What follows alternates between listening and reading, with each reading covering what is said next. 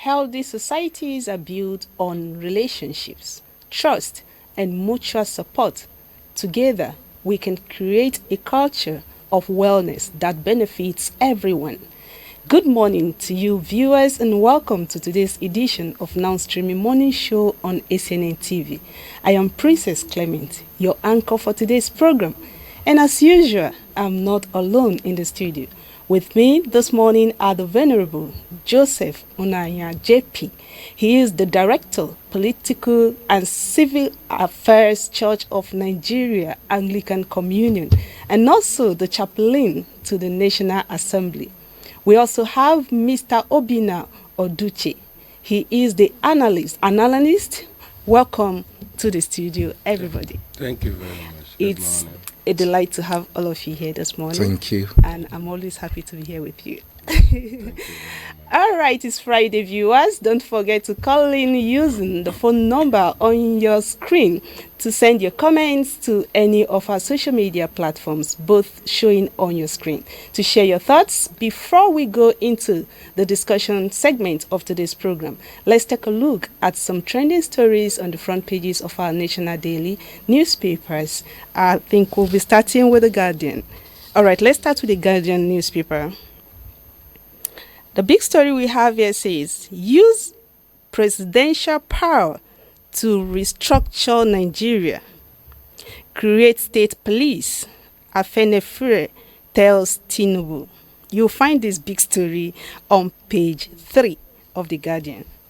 And on page 4 and 5, we have how erratic supply shortchanges Band A households, industries. And there is a very funny picture on our page, on the page of The Guardian newspaper this morning, where those paying bills are screaming loud. And we have Disco and NERC saying he should use his generators to supplement our supply or go to cuts. Wow, this is serious. Are we being mocked? Okay, we'll take the story much later. Moving forward, Falana asks Attorney General of the Federation to drop criminal cases against free speech. You'll find this big story on page 7. And the last we'll take on The Guardian this morning is on page 7, still on page 7. INEC to conduct by-elections, resume voter registration in August. Okay, we pray that there will be free and fair elections moving forward. We'll go to the Punch newspaper where we have another big story. Federal revenue agencies face shake-up as Tinubu signs tax bills. You'll find this story on page 2. Issues of tax. I have an issue with tax payments because it's as if it's not favoring the poor. We'll take the story again later. And the last story we'll be taking on the Vanguard here. Vanguard newspaper is on page 5. Drug abuse worsening insecurity. Tinubu Mawa. If you want to read more on our newspaper about the stories making round this morning, please feel free to get one of these newspapers. There is so much to talk about. And I know today being Friday as usual, is the better time to talk about all this, so that we'll all we'll reserve the energy for Monday within the weekend after discussing all this. So once again, welcome you all to the studio. Thank you. There is this painful issue that is affecting everybody, which is the issue of Band A, Band B issues. I want us to talk about that first, and then we'll move to the next stories. I'll start with you, Venerable. Well, the issue of energy is a major concern in this country, and the problem has been there for a very long time and seems not to be going. If you have not experienced the challenge with Band A, you will not appreciate when you say people are crying out. I tasted it in a very hard way in my present parish, where we suddenly migrated to Band A, And we discovered that all the total income of the church was now being given to AEDC. And I mean it, no kobo remain. We're buying 40,000 every two days.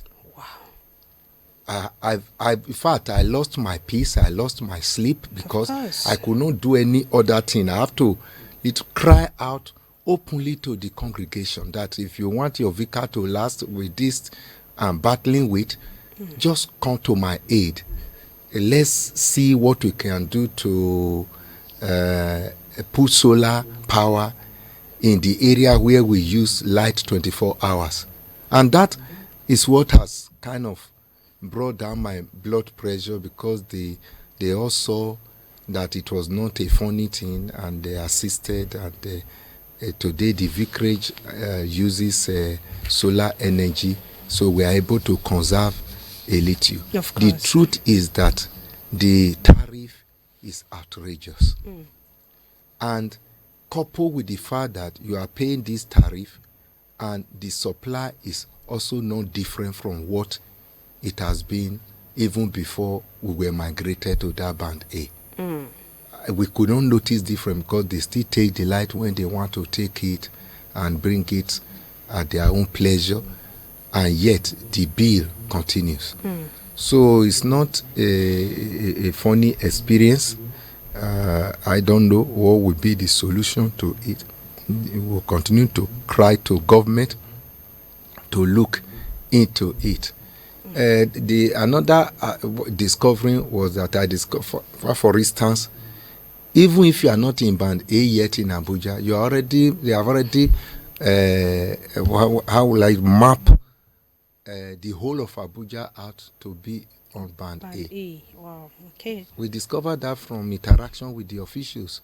And it's not everyone that can cope with that. And definitely. I don't see it really the normal civil servant coping with the payment of that bill. Of course. So it's something that needs to be reviewed. That is quite alarming. In normal Nigeria cannot pay an average Nigeria cannot pay these bills. Over to you, Mr. Odochi. What do you have to say about this issue of billing from our supplies and also electricity supply? And also, before you answer that, I want to hear your view about the Nigeria Labour Congress threatens Abuja shutdown after July 3rd over wage dispute.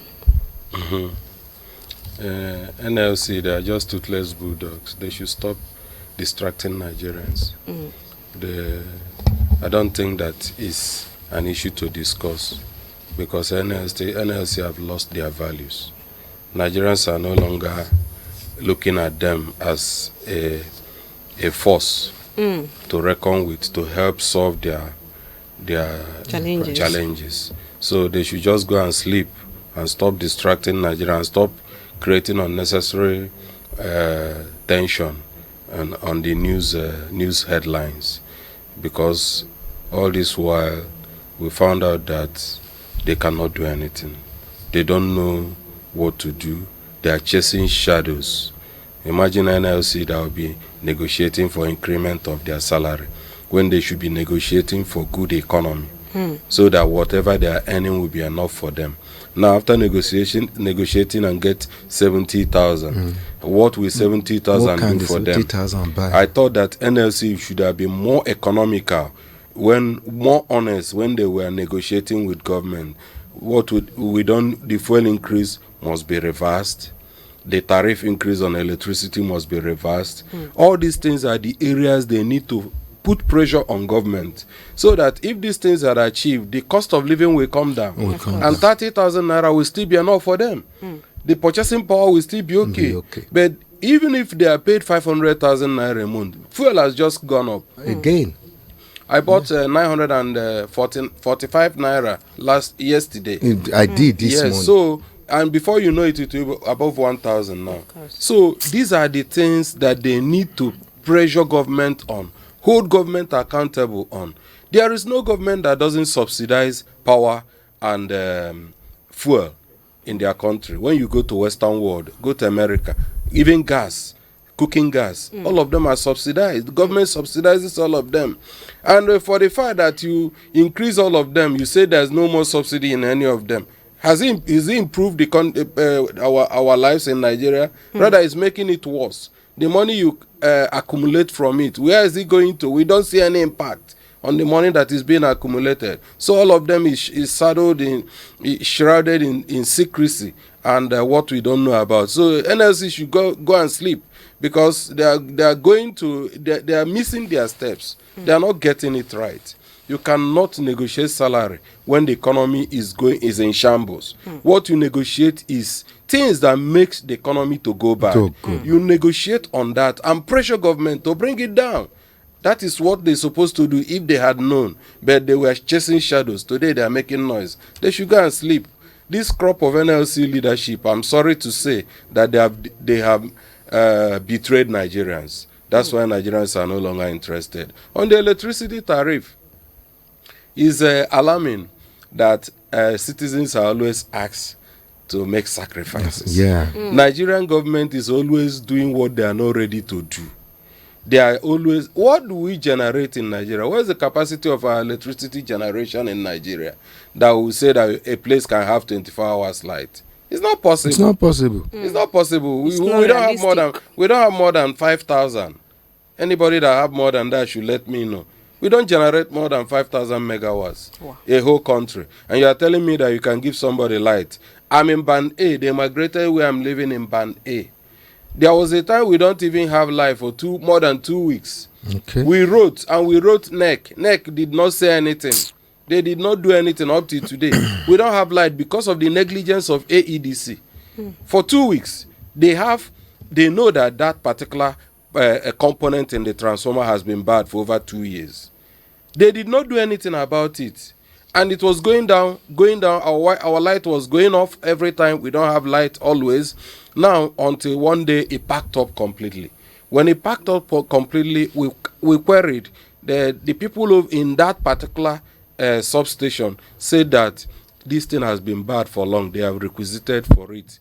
For the change of the parts, but nothing has been done. And we were in darkness for 2 weeks. And what happened? NEC did not do and come to our rescue. AEDC did not come to our rescue. We are still buying the same amount of light we are buying. You know, Nigerians, I don't know why, like I said about NLC, they are getting it wrong. These are the areas we need to pressure government on. This tariff increase is continuous. It's a milestone that in so time of the next year or this year, the tariff will be this.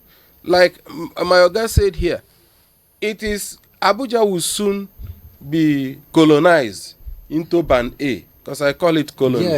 Yes, Abuja will soon be, because they don't care whether you are getting it or not.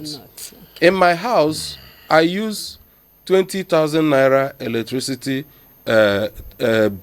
tariff, electricity credit for 4 days. You see that? I have only one deep freezer running. Wow. I don't use AC. I have only one deep freezer. It's a 3-bedroom flat. Only one deep freezer that runs in my house, and that one deep freezer I leave it on for 12 hours. The next 12 hours I'll put it off. But this is what I consume every 4 days. You understand? Now, what is my purchasing power? Has it increased? Instead of increasing, it's decreasing. It's decreasing. Because the businesses are dying. Yes. Like I do ask one question. Government told us the day they removed first subsidy that the proceed will be plugged into this area. They say CNG, this, that. My brother, go to stations where they sell CNG. You will stay for 5 days before you get 5 kg of CNG gas. So now, what is happening? The government is so dishonest to the citizens. The government is so irresponsible to the citizens. They do whatever they like. They borrow money every day. We don't know what they're using the money to do. They tell us refineries will start working, but they are not working. They plunge in $1.something billion to refurbish an existing refinery, which is enough to build a brand new refinery, more than the capacity of what they are refurbishing. Absolutely. Those refineries are not working till today. So what is happening? The issue is that the government of the day is actually irresponsible, and Nigerians are naive and gullible. If Nigerians are not naive and gullible, why would they allow their government to be treating them like this? They should hold their government accountable, because they are no more than Nigerians. You're right. Even if Nigerians did not vote them into power, that they got into power by their own powers, Nigerians still reserve the power to say, no, enough is enough. Of course. All right, thank you very You know, much. let me just quickly add something. Okay. I don't know whether you are going to get to this. When they say Senate tons hit on NNPCL over 210 trillion We'll audit definitely mess. get to that. Yes, Okay. we'll get to that. You see, too. tie it to this fuel something, Yes. the tax and everything, and see what is going on in the country. It's true. It's alarming. Okay, it's not out of place to say that Nigerians only want an easy life, an easier lifestyle, a better job opportunity, and also affordable amenities. Things that are basic needs, things that will not crash the destinies of their children to come. So federal government, we are appealing and we are speaking to your conscience. Please listen to the poor masses and make things easier for us. In another story, we have Obi condemns, criticizes, and let's say decries prolonged FCT primary school teachers strike. This is another big story that needs to be talked about. How do we continue this way? You see these children roaming around the street doing nothing, yet we want to curtail, want to reduce the rate at which criminal activities are going on in this country. Please, want to hear your view, Venerable. Well, I subscribe to what His Excellency Peter Obi is saying. The strike is getting too long, and the government of FCT must do something. While we all commend the FCT government on the issue of infrastructural development, at least for the past 2 years since the new administration came on board. Right now, they have been going from one point to the other, commissioning one thing or the other. There is need also to focus on human capital development, and that is where education should not be left behind. I mean, I don't know why it's taking this long for them to resolve their differences. Sometimes I know people make unreasonable demands because if you are demanding for what cannot be paid conveniently, it's an issue of its own. But I don't think what these people really are asking for is too much, considering the kind of money that is exchanging hand in FCT. So I want to appeal to His Excellency Nyesom Wike to sit on the round table with these people so that and resolve this matter so that our children can get off the street. Idle minds will certainly become the devil's workshop. So there's need to do something urgently about that. All right, thank you very much. Because of time and we'll need to go for a break, let's just take these stories. Akpabio's daughter, 17 others confirmed for appointment. Just hold your thought on that.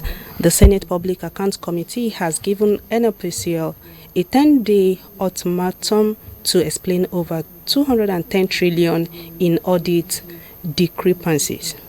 And the last story is over 100 suspected bandits loyal to Bello Tuji were killed as Zamfara civilian protection guards launched a surprise attack.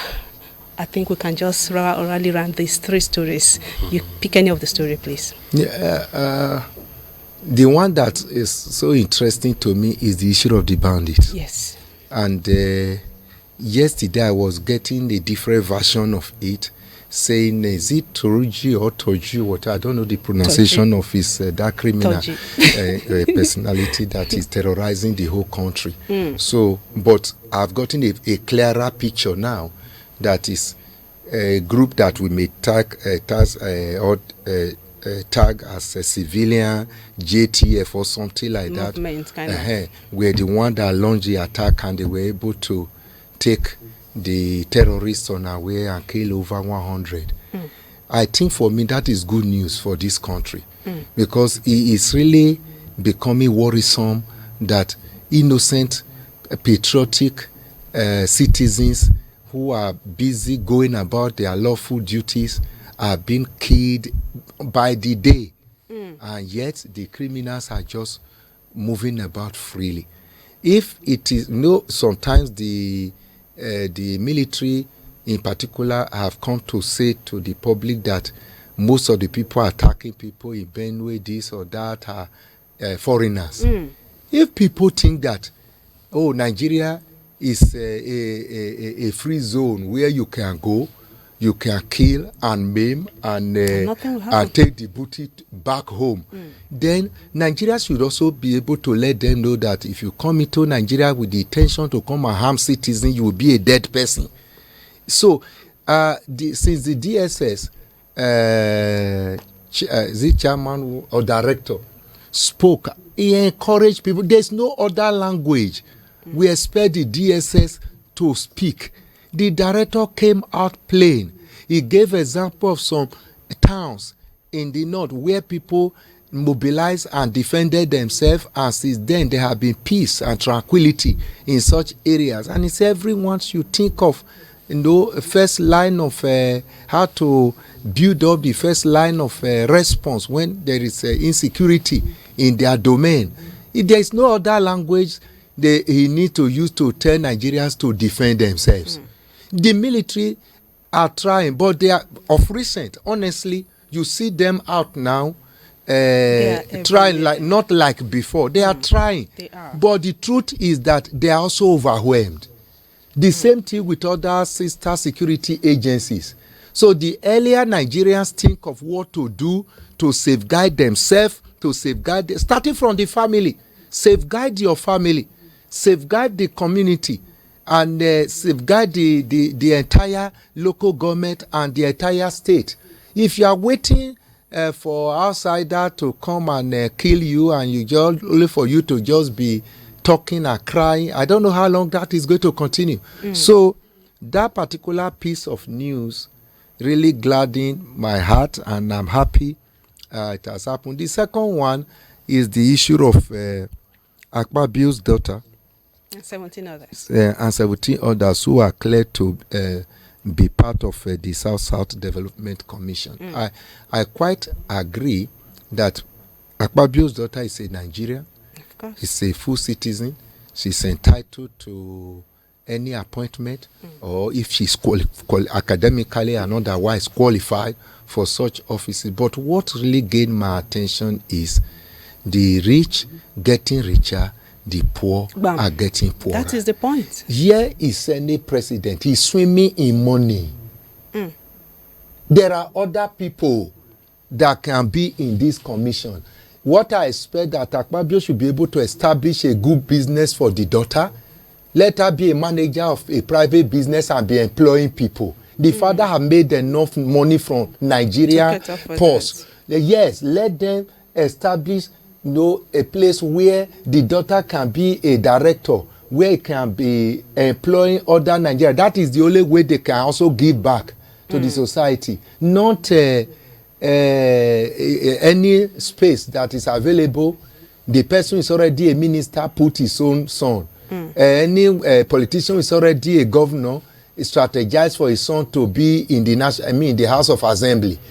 So it's like we are just keeping the poor out of the wealth. Yes, the wealth is not circulating. Okay. No, it's circulating around them. Other people are just busy watching. It's not good. All right. Thank you very much for that great thought. I don't know if Mr. Obina is still in the same line of thoughts, or you have your own take. On the area of the NNPC saga, if you check the amount involved, you will see that money will be enough for 10 years Nigerian budget. Exactly. If not more. And you can see how that money is going down the drain. And you will see that after this noise, everything will just be settled. There will be off your mic. Because whatever that happens in Nigeria, the loot is not properly shared. When the loot is properly shared, then you will not hear anything again. If you see this amount we are talking about, Nigeria is not supposed to be poor. Nigeria will not tell us that they don't have money to subsidize fuel, subsidize electricity, subsidize gas, and subsidize even subsidize food for us. For because we have a lot of money, and this money is going to the purse of 2, 3, or 4 people. What a mess. What a country. What are we talking about? And people that did this mess are walking freely on the streets. They are enjoying themselves with their families. And they are rich. They are rich, showing the world their riches. Buying private jets, buying the best limousine, showing off that they are rich people when they have done nothing to be rich. It's people's money that they have embezzled, which cost the lives of so many people. Because of that, the hospitals are not equipped. People are dying. Because of that, people cannot afford to buy drugs. The cost of the drugs has gone up. The economy is in shambles. What's supposed to stabilize Naira is in the hands or in the pockets of few individuals. It's appalling. It's really, really, really appalling. It is. Yes, it on is the sad. issue of the Senate President's daughter being appointed into NNPC, that is not the first time such a thing is happening. No. There are some people that at the helm of affairs and their son they are aspiring to be governors. There are people that are governors, their son is in the House of Reps. Or there are people there. And allegedly, a Yes. president's son now acting as a vice president. So a lot of things. So they are not new. Sorry about that. That is on the light. They are not new. All right, thank you very much. We'll go for a short break, and when we return, we shall continue with other trending stories. Stay with us. Don't go away. Hallelujah, glory be to God. My name is Titus Babatunde Oluwalusi, and I'm inviting you to join me in 30 minutes intense prayer on Advent Cable Network Nigeria, ACNN, every Monday, 6:30 to 7 a.m. We spend this 30 minutes in intense prayer, soaking ourselves in the Word of God, and as we command the day through prayers, giving our weak spiritual direction. I want you to invite others and let us pray together. And I pray that your prayer altar will be reignited with fresh fire in the name of Jesus. See you on Monday on ACNN, 6:30 a.m. to 7 a.m. God bless you. Welcome back, viewers, and thank you for staying tuned. If you are just joining us, this is Nowstreaming Morning Show on ACNNTV. Still with me in the studio is our Venerable Joseph Onaya, JP, and Mr. Obina Odochi. Viewers, don't forget to call in using the phone number on your screen to comment your views, and on our social media platforms, both showing on your screen, to share your thoughts as we move into the discussion of the day. Today we will be talking about the role of the church in Nigeria politics, and we have the right minds here, so feel free to call in to share your thoughts. All right, I will start with Venerable again. What do you think are the roles of the church in politics?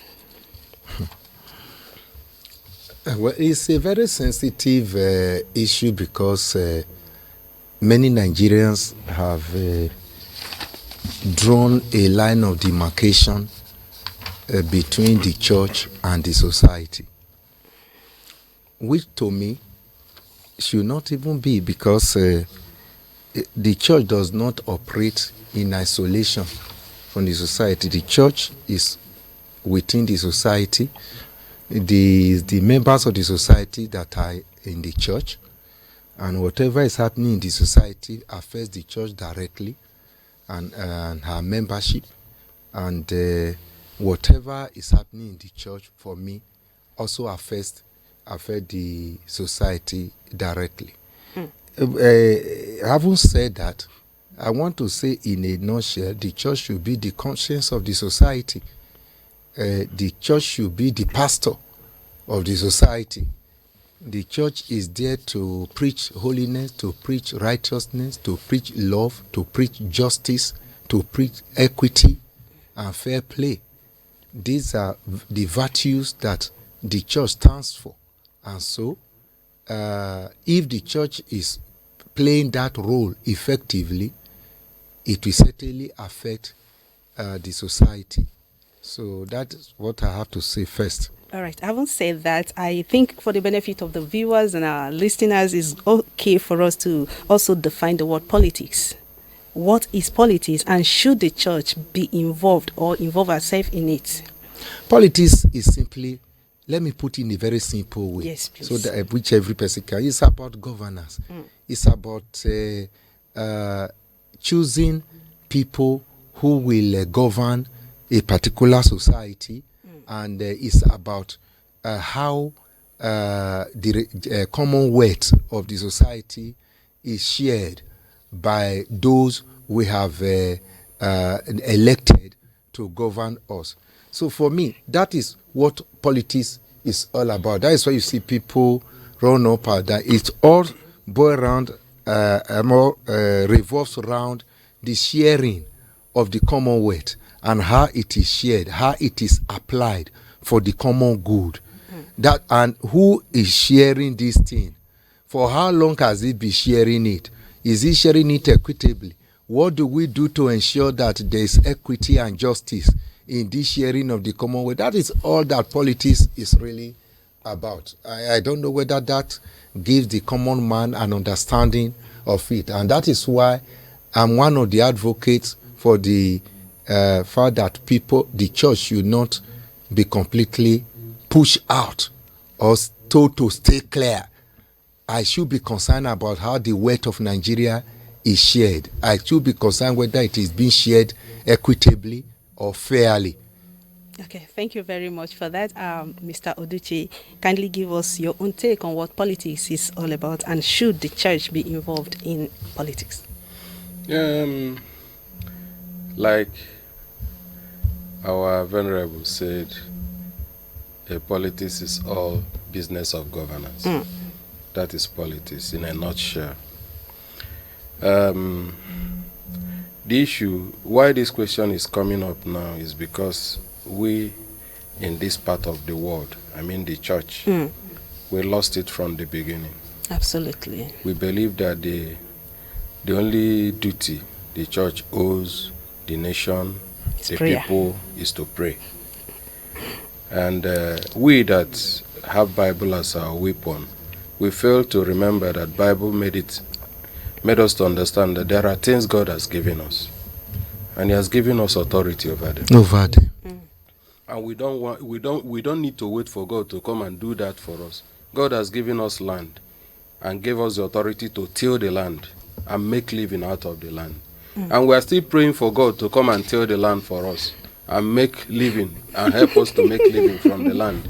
So that is the problem. We missed it in the beginning in the church. So now we are finding it difficult. The church is finding it difficult to go to embrace that area because we have not been there.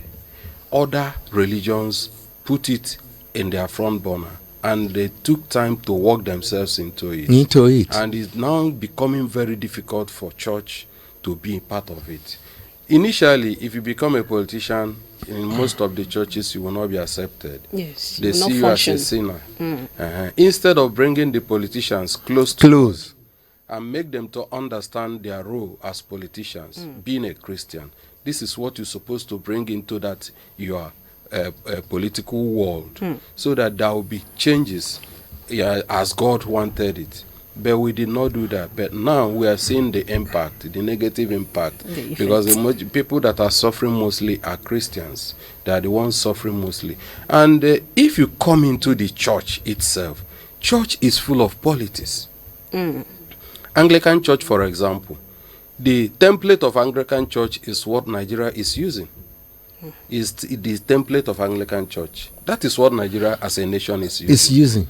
So why are we now shying away from it? All of us play politics in the church. In the church, last February, I contested for people's warding in my church. Okay. I lost.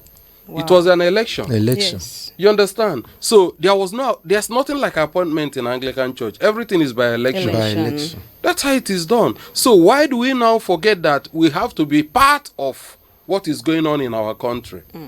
So I think that Church missed it, but we can start. And how do we start now?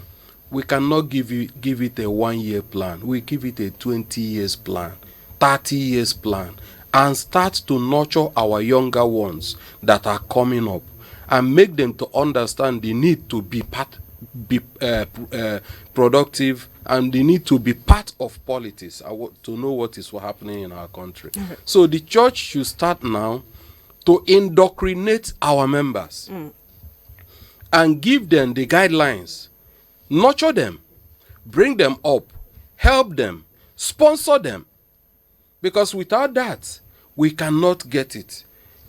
In most of the states, let me use my state as an example. If you watch, most of our governors in these recent times, they are all Catholics. Exactly.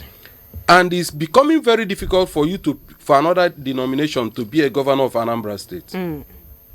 Because of what? Catholics have understood it, they have taken it, and they are not ready to release it. But actually, when you go into the population of Anambra State, Catholics are less in number compared to other Pentecost, other denominations. But they have it because they understood it. They sponsored their people, they indoctrinated their people, they now put them in the front burner, and they got it and they don't want to leave it again. Now, what do? Is for us to go on a round table, sit down, bring a think tanks that will be able to come up with solution and implementation on how the church will be part and parcel of what is happening in the political world in Nigeria. I think that will help a lot for us to reshape or change the landscape of politics in Nigeria. And it's not a 1 year plan. It's supposed to be 20 years and above plan. We don't need to see the dividend today, but we have to start. Church can register a political party. Church can sponsor the registration of a political party and make it to go round, make it to go down, and use it as their base of campaign, and field people that have fear of God. All right. To add to what you have said, can you kindly tell our viewers how can the church provide moral guidance and social and political on social and political issues? That's exactly what I said. Yes, to add they to started it. by indoctrination. Bring your members, indoctrinate them, train them, tell them what you want them to become. When they go into this space, this is what we want you to become. Bring in your faith, bring in fear of God, bring in accountability, bring in everything as you indoctrinate them, which I know they are the values in the church. These are the values in the church. So it's not that it's new. No. Indoctrinate the values in the church to your members, so that when they come up and get to any political position or any appointed position, they will exhibit that. And when they exhibit it, it will go round and people will smile. Like the word of God made us to understand that when the man of God is in government, people rejoice. But when the wicked ones is in government, people cry. Just like what we are seeing today. People are crying. That shows that we have lost it as a church. If you have done what you're supposed to do, the righteous supposed to be in power. And by now, people will be smiling. Those that knew it earlier were able to get it. And let me tell you something. So many things are happening in many parts of the world. Let me use Britain as an example, where most of the denominations came to Africa. Do you know that most of the churches in London and in parts of Britain has been sold, and another sect bought it and converted it to another use? The values of the church over there is falling. So you can see, if you go to those areas where you don't see certain things happening, most of the mayors in all these areas Christians have lost it to other denominations, to other religions. They have lost it because of what? They were chasing shadows, and these people started working on what they want, and they have been able to get it, and it will be difficult for them to lose it. Just like what happened in Turkey. If you read your Bible, you will know that Turkey is a Christian community initially, but Turkey fell. Today, Turkey is no longer a Christian country. The whole sites you see in the Bible, they are all in Turkey. They are all in Turkey. And you cannot go there for pilgrimage as a Christian. So these are the things we as Christians supposed to put into consideration now. use it so that when we set up a template that we are going to use, we will surpass all these failures, we will get it better, and we make a positive impact. All right, thank you very much, Mr. Obina. Let me come to you, Venerable. Having known that the roles of the church is numerous in politics, what role can churches play in advocating for policies that align with the values of the church? Well, first of all, let me take off from where my brother Obina stopped. Do you know that I've discovered that until you are in government, you can hardly change anything? I was just talking to somebody of recent. I said, what is the value of our communique? Communique are because I saw one communique released by, I think, Diocese of Ukwa. That was what triggered the discussion. What is the value of this communique? Because we keep releasing them. You release them to the press, it ends like that. So, if you really want to make impact, you have to be part of the system. You have to be part of the system. You have to have people representing you in the system. That is where the question of orientation, there's a language you were using, indoctrination comes up. Let me tell you, when you go to National Assembly, where I'm chaplain, the place is a very busy place. Sure. Or no matter how busy that place is, once it is time for prayer, all the Muslims are out of their offices.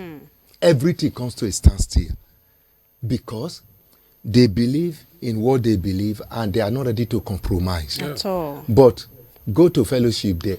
One of the most terrible experiences I've had as a priest is being a chaplain in the National Assembly.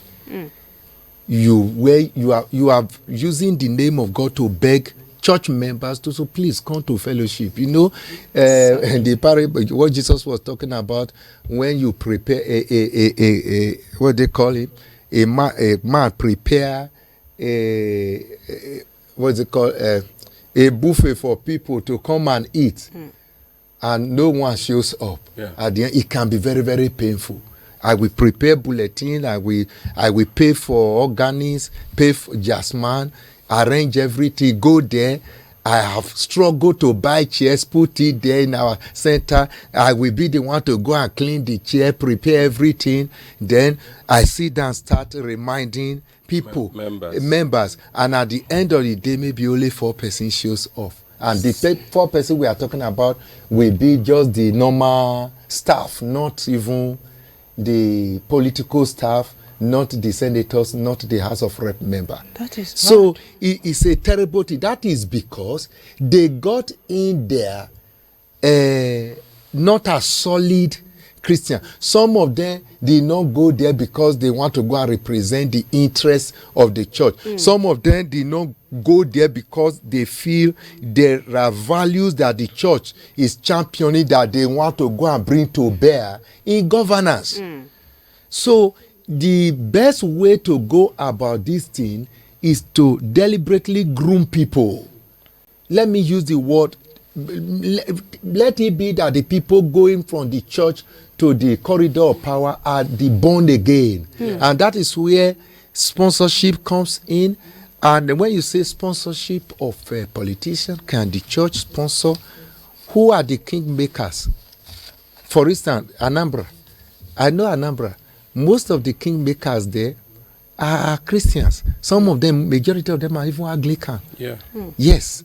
So if we can really indoctrinate these people, groom them, let them know what the role the church is supposed to play, and they are part of the church, and God did not give them this word for nothing, there will be sponsorship. Okay, talking about the issue of grooming Christians to become leaders in politics, I have read a lot of comments that says that the church have failed us. The church has failed us. Are you thinking in that light that the church has really failed those kind of persons that have refused to give back to the church or practice the norms and values of the church? Now, the question has gotten me confused. Okay. I want you to make it clearer. Okay. Are you talking about the question? Are you directing it to the people the money bags who are Christians, Yes. Or the people, the ordinary person that is making casting aspersion on the people church. You call the money bags now. Yes. Are you? There are questions, or there are a lot of comments around them that they got into power not because the church was behind them. There was no backup by the church. Their godfathers, in quotes, were not from the church, probably, and now it makes them to have a kind of, I don't care, a nonchalant attitude towards the church. So I'm putting it to you now that, do you also think that that stand is true? That the church failed them? Yes. The truth is that most of these politicians that are out there, most of them were not really supported by the church in any way. That is the truth. Yes. Some of them went to shrine to go and swear. Some of them went to a cult group to go and join cult group to be able to gain yes, influence and influence and all that. Yes. And to worsen the situation, the posture of the church when it comes to electioneering campaign is very, very dangerous. When you say we should not be there, we should not talk, you see how people were attacking some of us that were more of very forthcoming when it comes to say, let's guide the church, the members, on how to vote and who to vote for. Many pastors, many people, supposed church people, were against us. If you did not show interest when somebody is running, struggling to get power, why should you show interest when he has already gotten the power by other means? That is the point. That is the point. That is the point. Now, as director for civic and political affairs, if I decide tomorrow to go to Anambra to join the Christian to be campaigning, oh, no, they will flame me. They will say it's no longer a pastor. Of course. I will not show interest in the campaign. I will not go and pray with him. I will not go and join him to mobilize. Then at the end of the day, when he has been sworn in as a governor, you are blaming him for telling security men not to allow me to see him. Okay, thank you very much, Venerable. That is a very good point, I must confess. And over to you, Mr. Obina. How can churches balance their political role with the separation of church and state? In addition to that, what are some ways that churches can promote social justice and human rights through their involvement in politics? I think it's in line with what you just said. Yeah, it's simple. Just like he said, if somebody is contesting an election and as a church we did not support the person in any way, the church doesn't need to put money in a member's campaign. What they need to do is to open their mouth at the pulpit. Everywhere. And tell the people, this is our own. He will bring in light over there. Vote for him. Be vocal, because we are somehow, church is more political than the politicians. Yes. When we want to make statements in the church, we guide it jealously. We don't open our mouth to speak in the church. Hold your thought. We have a caller.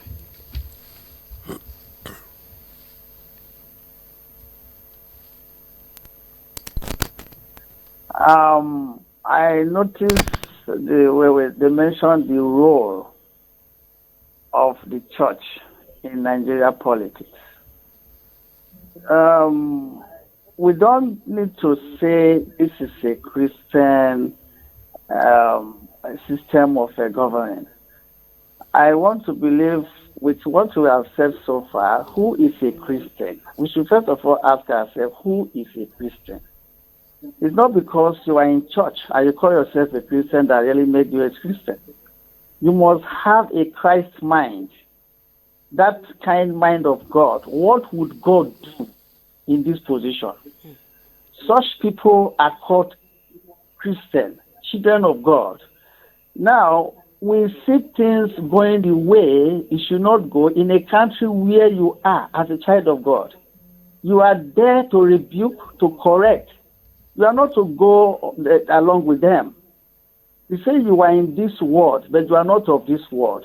You are here to correct every error. You fear nobody. You don't look faces. as Christians, you are supposed to do the will of God. The power of God is embedded in you. You look no faces. There's no human being that can stand God's way. So if you say you are a Christian, you must have that mind of God in you to speak, not to see people's face being intimidated by anyone. That is whom you are as a Christian. What is going on in Nigeria, when you look to what children of God should do, is to stand against it all. Stand against every kind of oppression, tyranny. This is your role. You don't rule with them. You don't go with them. You don't side with them. Evil is too much on rampage in Nigeria. If you are a Christian, speak against it. Don't be afraid of money. Don't be afraid of personality. Don't look faces, like I said. So, Christian is there to see the will of God prevailing in the land of where they live. You are there to speak the truth. So we should not try to rub mind with, say, as a Christian, you are supposed to speak in this way, to talk in this way. You are not to cause crisis. You are not. Crisis is already there. You are there to repair it. So Christian children of God, they are to be firm and stand firm in truth. What is written in this word? That you are here to gain. Nothing on earth for you to gain. It is heaven at last. So what you should be looking forward to is to be in heaven, which where your Father is. So we are here, but we are not of here. Thank you. That is my little contribution towards this. All right. Thank you very much, Prince Daffy, for that can I great quickly contribution. just say something to... I want to thank Prince for the comment. But what we are trying to say here now more is that I've discovered from experience that you need to be there to be able to change things. You see, if you are not there, they just look at you. If you like, be shouting justice for this, justice for that, oh, repair this.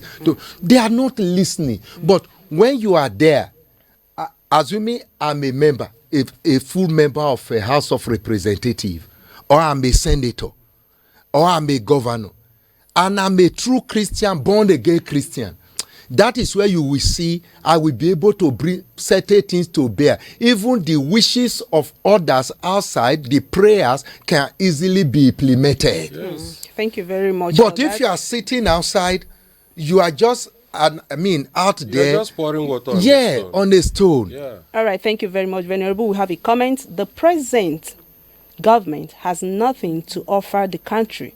We are not happy with them, but we have allowed tribalism to ruin us. Let Nigerians brace up for 2027 and do it properly. May God help us. Good day, panelists. Thank you very much for the comment. I'll take your last word now. Then I'll go back again to Mr. Oduchi and take his last word.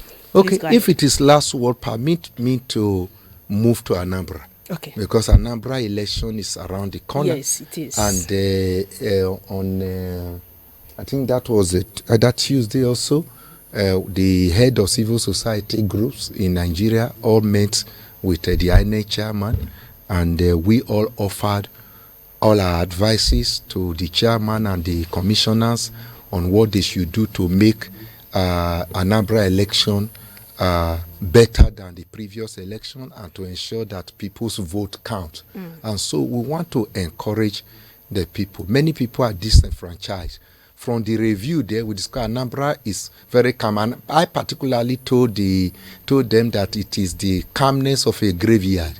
The silence of a graveyard does not suggest that everything is well in the cemetery. So INEC should do her best to look into security, and people should not be afraid to go and cast their vote. They should participate, get ready. Those and again, CVRO is about to start. That is the continuous voters registration.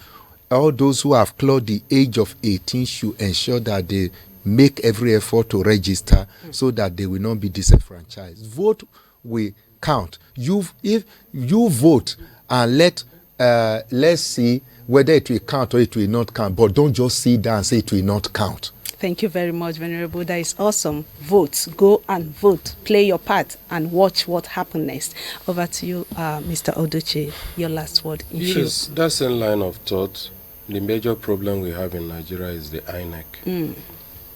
The umpire is always biased and they always disconnected. The umpire will give their guideline for the election, and at the end of the day they will violate it and they will tell you it's glitches. And at the end of the day they will even tell you that it's not part of electoral law. Where did you now bring the guideline from? Is it not from the law that you drew the guideline? So INEC, first of all, should stop talking from the two sides of their mouths. What they say, if they say yes, let it be yes, so that people will have confidence. So because what causes crisis is insecurity. When people believe that they are insecure, that their votes are not secure, that this umpire is not realistic, it cannot be trusted, that is what starts the operation first. That is where you see people start raising doubts, and it will bring about insurrection, and it can bring about war. So INEC, first of all, should put their ass together and make Nigerians to trust them by doing what they are proclaiming they want to do.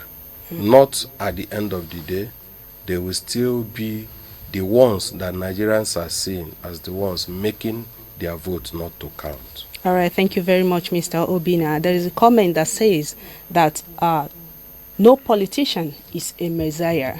And of course, we accept that no politician is a messiah. But as a leader that is being elected, when you're coming out for election, kindly, we beg of you, do not promise heaven and earth when you know you cannot deliver. Say what you can deliver so that the poor masses will not continue to hope for nothing. And on that note, I want to say my warmest thanks to our distinguished guests with me here in the studio for sharing their wealth of knowledge on today's program. And thank you so much, our amazing viewers and commentators, for staying with us. Without you, we can't do this alone. Let's remember that the health of the society is the health of its people. We have come to the end of today's Now Streaming program on ACNNTV. Till we come your way again with another beautiful story. Same station and same time next week. Happy weekend and kindly stay safe. I am Princess Clement. Bye for now.